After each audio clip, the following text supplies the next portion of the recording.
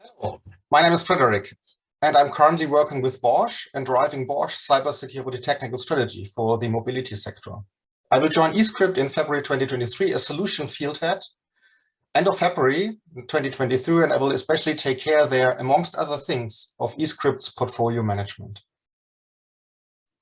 Welcome to the next talk.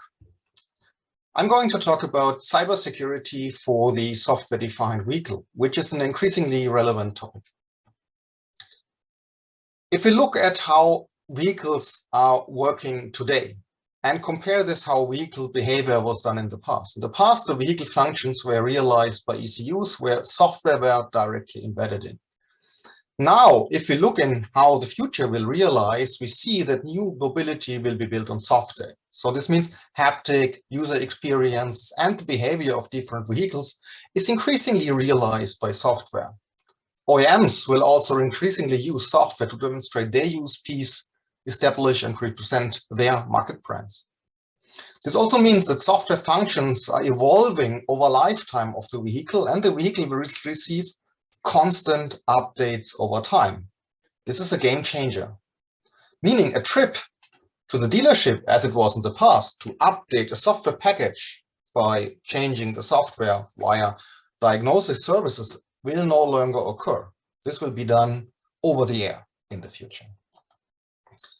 So this also means that software is an enabler for major trends and new features and functions. They will be realized by software. A good example is autonomous driving and assistance systems, where based on complex AI-based algorithms and sensor information, complex driving situations will be analyzed, assessed, and the driver will be adequately supported. So this will be realized by software. And it could be that the software will be updated because there is new AI-based algorithms in field, for example. If we look at this topic, we will realize that vehicle characteristics require complex software and a strong connectivity also to the car, to infrastructure, but also car-to-car information, but also to the complete software-defined vehicle ecosystem. This causes an increase of the attack surface, and we will all see an increase of attacks on vehicles in the near future.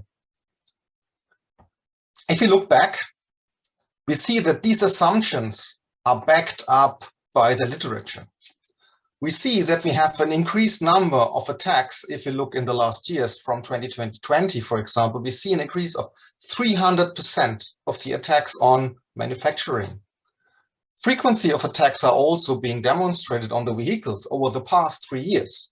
We are seeing 20-25% increase in these topics, but also increase of cybersecurity attacks or cyber attacks on corporate networks. We've seen since 2021, 50% increase. This is something which will increasingly occur, especially when we are seeing that vehicle functions will be realized by software, because the software complexity will increase. What can we do about this? What can we do to prevent successful attacks or mitigate attacks, especially within the SDV area, so within software-defined vehicles? Together with KPMG, we have introduced a model to measure the maturity in organizations to ensure that secure software-defined vehicles can be developed, produced, and monitored, of course. Here we are using a methodology from CMMI, right? And within this methodology, we are introducing maturity levels. They are coming from CMMI. Most of you might be familiar with that. So you have 5 levels of this, starting from initial or performed to established to optimizing. And we assume that a certain level is needed for realizing this secure software-defined vehicle systems, because otherwise you cannot ensure that there is a certain security level inside a car in order to prevent potential attacks in the future. These maturity levels have been mapped to a number of so-called security principles, from security by design. I will go more to detail what this means, defense in depth, continuous monitoring, risk management, but also organizational security management. So this means we need to ensure a specific maturity in all these 4 fields. And if we now map how security was done in the past, so when eScript started to introduce security in a lot of customer projects, we were seeing that some technical peoples were relevant in one or the other fields. So we call this often hero-based, right? So meaning you had some people, technical, interested people in security who thought, I want to have a specific technology in order to ensure that I have a built-in security feature. But this was only in some of these topics. And this needs to change in the future. So security by design, for example, means that we need an enhanced development model to ensure that from the systematic development point of view, we ensure that we have a certain security level at a specific point in time, typically when we are going into SOP. Defense in depth is another important topic, showing that when there is security mechanisms, that they are combining each other and you ensure a certain security level, meaning one mechanisms, the failure of one mechanisms might not cause or will not cause that the complete vehicle is no longer secure. Continuous monitoring and risk management means that when there is an incident or a vulnerability, that we can deal with that, right? And last but not least, organizational security, a mechanism also in the organization, a view in the organization, structures in the organization, that security is important and it's routed in the right areas within the organization. So for the maturity levels, in the past, we had some levels where you could organize different companies. This needs to change when we are going to software-defined vehicles. So we need to be better just to having, let's say, a security by design so that we are secure when we are producing that component. But this also means a mechanism which you call DevSecOps. So means security is directly integrated in each step of the development process, but not only until SOP, but also after SOP. So when we are doing updates and stuff like that. Defense in depth also, we don't have an onboard view on the classical e-architecture, but also taking connectivity and also offboard use cases into account. So the complete ecosystem. Continuous monitoring means that we have also continuous risk management over the complete SDV lifecycle. So also mechanisms to optimize even a vehicle which is already in end of production. And last but not least, a mindset within the complete organization and also going to the supply chains that security is important. And this is embedded into the direct supply chain. We have analyzed a number of OEMs and also suppliers and asked them, where would you assess your maturity in these different maturity levels? And we received very interesting results. You can see that approximately 60% of the companies where we received an answer, it's a quite big area where we received replies on these questions. And you can see that 60% would route themselves, would point themselves in the initial maturity level. 20% would say, oh, we are doing it better, so we have performed something. Established means we have established all the processes. They're not optimizing, they are not advanced, but there is some mechanisms which are in the process and they're working. And you can see that more or less one company sees everything is optimized, but the trend is, I guess, it's pretty clear, right? So we are seeing that most of the companies realize themselves in this area. And this shows there is a lot to do, right? We need to do a lot in order to ensure that security mechanisms are established in place and they are also regularly optimized. What is our answer to these topics, right? So from our point of view, we need to focus on 3 different dimensions based on these 4 security principles, of course. On the one hand side, we need to think this end to end in 3 domains. the life cycle of the vehicle needs to be considered. So meaning not only when we are producing the vehicle to SOP, but also after SOP, right? Until end of production, and maybe even years after end of production, because vulnerabilities could also occur after the vehicle has been produced. Also, we need to see the complete ecosystem from sensor to cloud. Here we need to establish something like defense in depth, of course, right? And last but not least, the complete software supply chain needs to be considered, from the OEM to tier X, taking all suppliers of the big tier ones into account. Now, if we look a bit into detail in these different security principles, what does it mean? How shall it look like?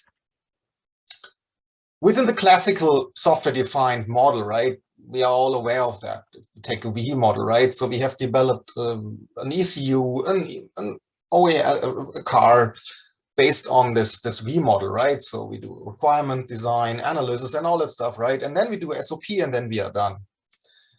This needs to change, right? So we need to embed security directly in each of these components, but also taking other topics into account. And this means after SOP, right?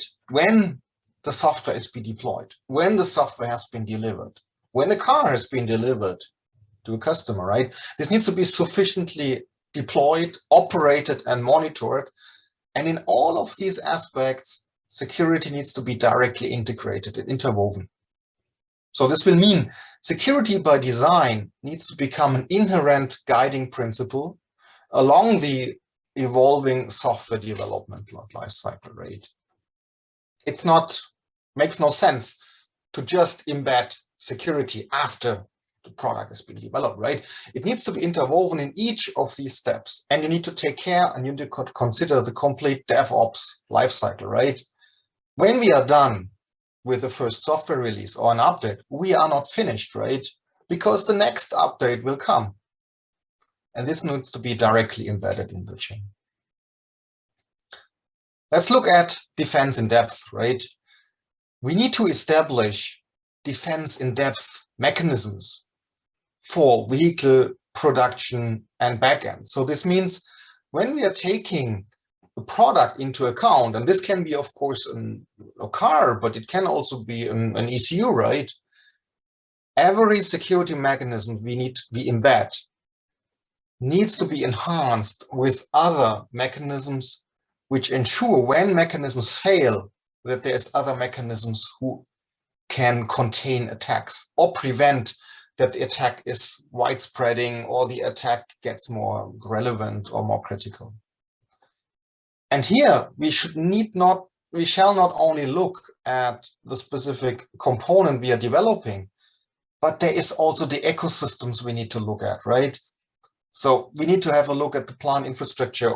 There we need also mechanism, the network, the production line when an ECU is being produced. Also the communication between suppliers needs to be adequately secured. This is also something where TSACs, so certifications, will come into place, right? And we should also not forget the supply chain, right? So when we are embedding requirements, also the supply chain needs to be, of course, considered with adequate security mechanisms so that at the end, a defense in-depth mechanism is constructed where mechanisms combine each other and we have some sort of holistic security mechanisms. If we now look a bit into the third pillar, we call this continuous risk management, right? This is the right-hand side of the DevOps chain. Here, we need to implement something we call often an immune system for the connected SDV fleet. So this means you need to be able to detect attacks after SOP, after even end of production, right? Attacks on a specific component, attacks on a specific vehicle, in order to ensure that we get know of these attacks, right? And getting known of the attack is also something which is extremely important, but because only when you know of these attacks, you have the details how an attack was being done. And here, intrusion detection and prevention solutions are an important primitive.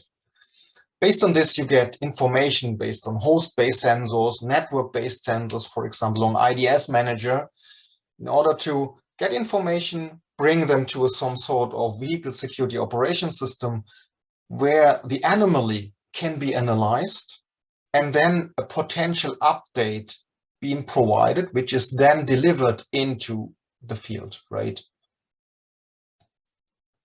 Here, of course, you need capabilities like firmware over-the-air updates, otherwise it will not work. It is also not cost efficient to bring for each vulnerability a car back into the workshop. This will not work. So this shows that the combination of mechanisms is needed, not only detecting attacks, but also capabilities and measures to analyze the attack, what was done, right? Provide an update, and then bring also this update into the field, right? And it's important to also understand that this is not only on the OEM side, right? This is something where a complex structure is needed, and also some sort of supply management system is needed, because often the software is not coming from the OEM, it's probably coming from the supply chain, from the tier 1, from the tier 2 and stuff like that. And here you also need to ensure that the suppliers have the capability in order to bring up an update of the software they are providing. Last but not least, we see organizational security management as an important topic also, right? Because it's not only sufficient to look of technical primitives. You need to also embed this in the organization. You need a strong security organization with relevant roles in the organization where capabilities are ensured, like trainings, competence management. So the employees needs to be trained. Risks need to be understood by the organization. What happens if I don't patch a specific vulnerability because I deem it not critical? Also need an organization that vulnerabilities are handled. For example, a product security incident response team. Also need chief product security officers who make a decision when something went wrong, to also trigger the right people, to get the resources into the analysis of a vulnerability, to also get the resources in the need for developing an update, right? For this also sufficient roles needs to be defined and allocated.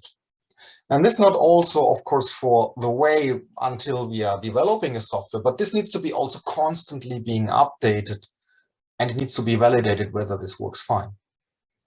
eScript has here an approach which we call proof. This is some sort of a maturity framework to measure how good is a specific cybersecurity management system within an organization and define gaps in these topics, and then provide proposals how to go ahead. This brings me to my last slide. So when we are securing the software-defined vehicle, we see a lot of new challenges at all levels. The software-defined vehicle is part of an interconnected software-based ecosystem. So we have an increased complexity, we have increased connectivity. And this also means an increased attack surface because the software systems get more complex, right? And they are constantly being updated. So we bring new features into the vehicles after SOP, right? So it's a game changer. So how we produced vehicles in the past, this will change, and it has already started to change. Security is a key enabler for SDV. Without security, there is no SDV. This is important to understand, right?